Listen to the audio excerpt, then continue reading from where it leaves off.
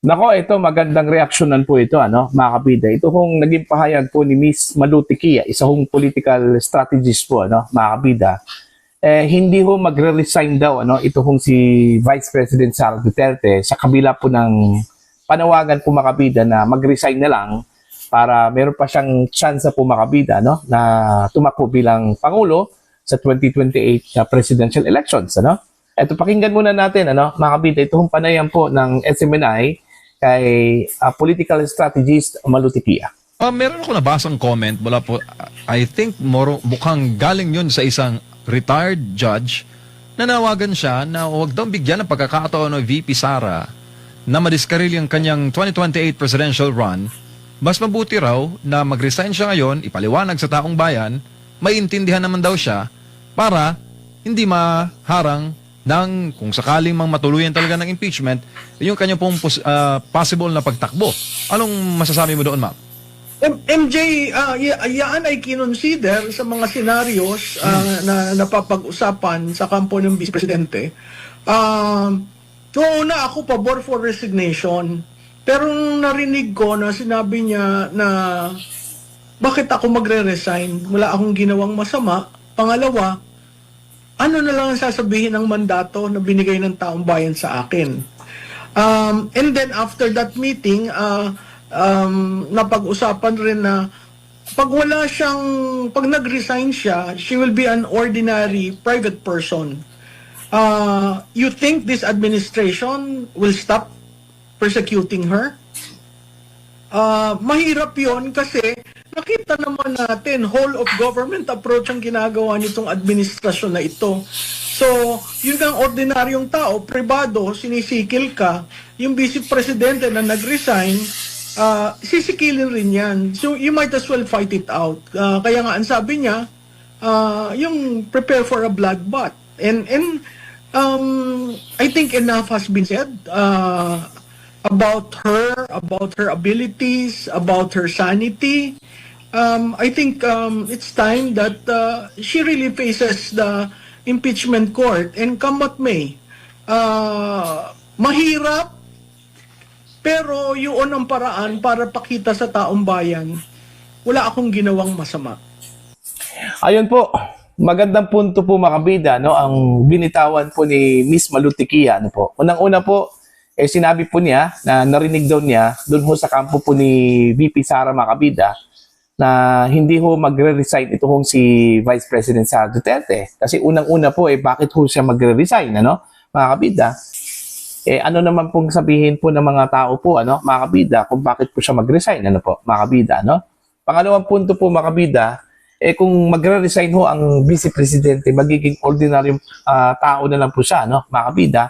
At mas madali na lang, sa gobyerno, nahabulin ito hong si VP Sara, po, mga kabida. Diba? Tama po, may punto po doon, si Miss Malu, mga kabida.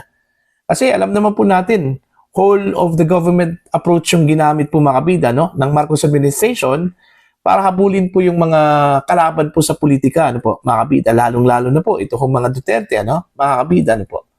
Okay? Ako, my personal take dyan, mga kabida, wala kong rason na mag-resign ho si Vice President Sara Duterte, po. Bakit? Kasi may laban po mga kabida. Okay? Hayaan po niya na gugulong po itong impeachment diyan po sa Senado po mga kabida. Kasi yun yung gusto po niya In fact, kung maalala po ninyo mga kabida, sinabi po ng Vice Presidente na gusto niya ng bloodbath mga kabida para malaman po kung sino po yung nagsisinungaling, kung sino po yung nagsasabi po ng totoo mga kabida po. Alright? Gusto ko niya ng bloodbath diyan po sa Senate. Yun yung unang statement po ng Vice Presidente po, mga kabida, nung lumabas po itong issue po ng impeachment po, laban ho sa kanya. Okay, pangalawa po, sinabi din ng Vice Presidente na kaya niyang patunayan po mga kabida na wala ho siyang kasalanan dito ho sa mga ibinabatong aligasyon po, laban sa kanya, katulad na lang po mga kabida, itong confidential funds issue, mga kabida.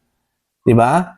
Yung issue po ng paggamit po ng mga aliases, katulad na lang po ni Grace Piatos, mga kabida. Okay? At paano ho niya dinisburse ito kung 125 million pesos po sa loob po ng 11 araw po, ano, mga kabida, ano po. Kaya daw niyang patunayan yun. Okay?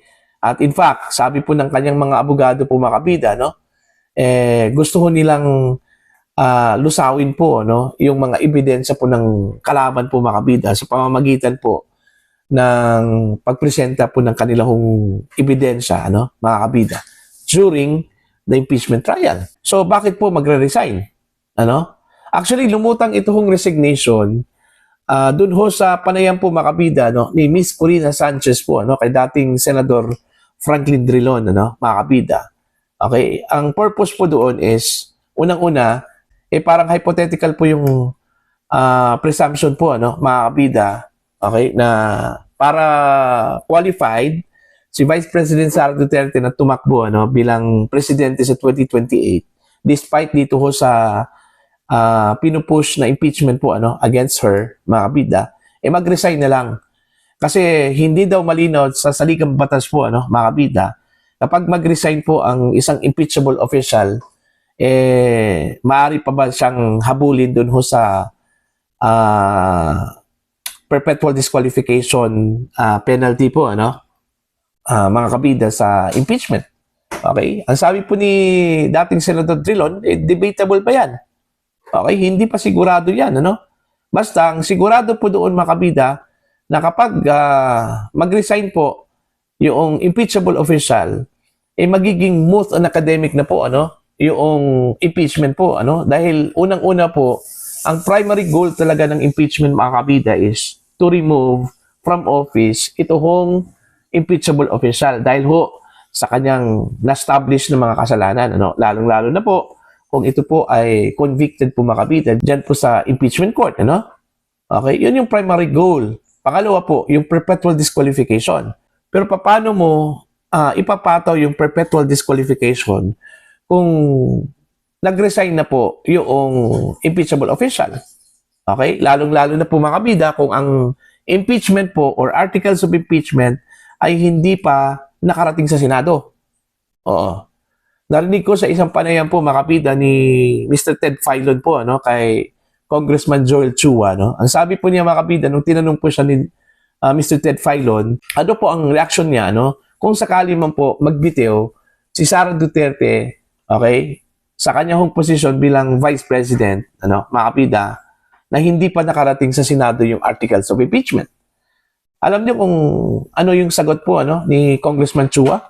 Wala ko tayong magagawa dyan. Kasi unang-una po, magiging moot and academic na po yung impeachment po against the Vice President, ano? Okay? Dahil hindi pa raw ito nakarating sa Senado. Pero the moment daw na makarating daw ito sa Senado, mga kabida, okay, yung impeachment ni Sara Duterte, wala hong ligtas si Sara Duterte kahit na mag-resign daw ito, ano, mga kabida, kailangan daw ituloy. Kasi yung jurisdiction nasa impeachment court na po, ano, mga kabida. Pero habang wala pa po yung jurisdiction sa impeachment court, kung magre-resign man ito kung si Sara Duterte, magiging moot and academic na po, ano, yung impeachment. O see? So yun yung, kumbaga, naging ugat po, mga kabida, yung statement po ni dating Senador Drilon. Kaya lumutang ito hong resignation po, ano, ni Sara Duterte, which is in response po, mga kabida, hindi raw magre-resign ito hong si Sara Duterte according to Malutikia. Kasi para sa akin, wala hong rason, mga kabida, no? May laban po si Sara Duterte ho dito, ano? Tsaka pangalawa po, mas maganda kung itutuloy niya ito hong kanyang laban papuntang impeachment court. Okay? Para po mapatunayan po niya, mga kabida, sa buong sambayanan po, ano, na wala ho siyang kasalanan sa mga aligasyon laban po sa kanya. Kaysa aatras po siya, mga kabida, na hindi ho marinig yung kanyang side. Kasi the moment siya po ay mag-resign po, mga kabida, wala hindi na po natin maririnig yung kanyang side. Okay? Yung side lang po ng mga accusers, ang narinig lang po natin, ano, mga kabida. So ano po yung mangyari po? So hanging, okay, ang malalagay po sa isip po ng mga Pilipino, mga kabida, ito si Sara Duterte, nagkamal po ng billions of pesos. Kasi yung allegation kasi, mayroon po siyang billions of pesos sa kanyang bank accounts. Alright? At nilustay niya yung 125 million pesos po sa loob ng 11 days, yung kanyang confidential funds po mga kabidan po. Di ba? Yun yung mga aligasyon laban sa kanya. Tsaka meron pa po yung accused po, o aligasyon ni Ramil Madriaga na tumanggap daw siya ng pera mula sa mga drug lords at saka pogo operators. Paano po niya madepensahan yan?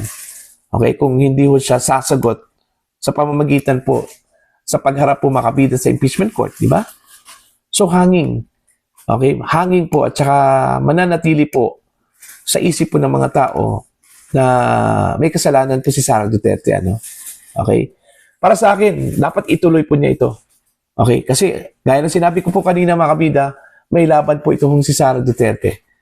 Okay? May laban po. Tsaka pangalawa po, nasa kanya yung winning side, mga kabida. In terms of acquittal, malaki yung chance po mga kabida pagdating ho sa Senate Impeachment Court.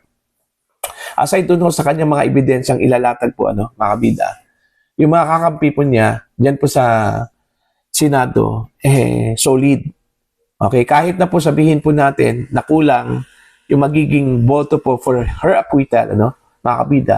Pero sa kartada po, mga kabida, dyan po sa Senate, particular na po, yung mga gusto kong i-convict si Sara Duterte, nahihirapan din, mga kabida, dahil unang-una kulang po sila ng isa.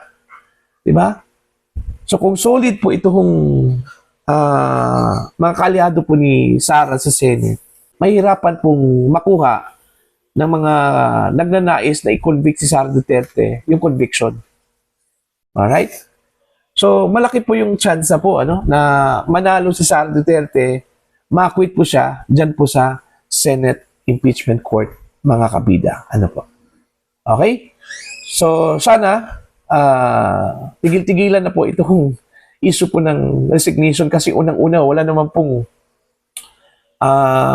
feeler po, mula sa kampo po ni VP Sara na siya po ay mag-resign.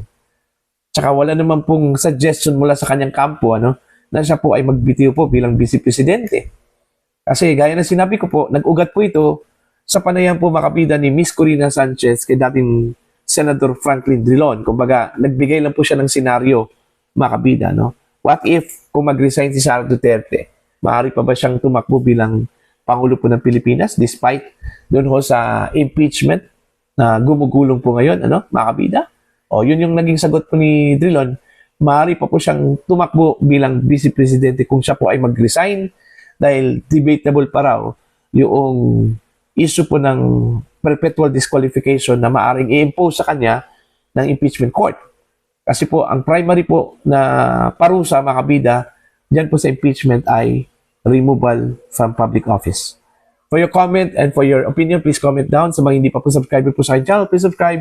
Just click the subscribe button, click the notification bell, click all para updated po kayo mga kabida sa aking mga uploads. Maraming salamat po sa inyo lahat.